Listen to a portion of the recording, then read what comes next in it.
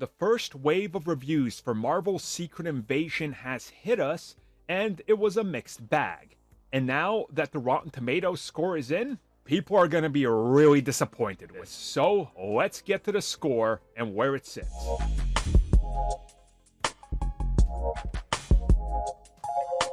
For people hoping that this thing was going to be in the high 90s with all the hype and everything we've heard about it, unfortunately that's not the case. As of the making of this video, I'm looking at some 23 to 28 reviews. Depending on when you refresh it, the score might change. But I refreshed it 5 times and I got a 65, a 61, a 64, a 66, and a 62. So it's somewhere in the low 60s. And that's definitely not what many people expected. And as I talked about in my review roundup, there seems to be a lot of conflicting feelings.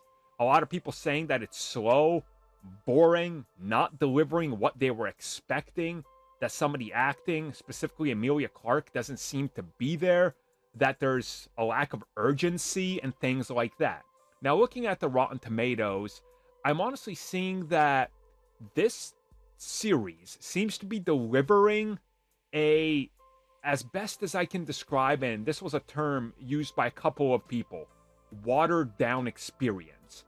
And I get the sense that a lot of people went into this expecting a lot more and are ultimately walking away really disappointed.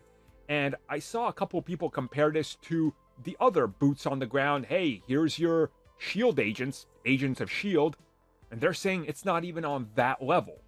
Which, again, that's a little bit of a bummer, I think, for many people. The one thing I also saw across the board is people saying that Nick Fury almost feels like it's not Nick Fury.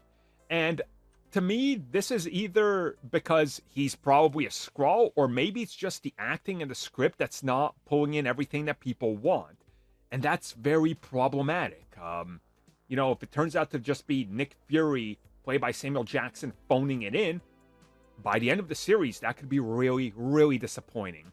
So the Rotten Tomatoes coming in the low 60s is honestly a bummer, but I think some people honestly expected this.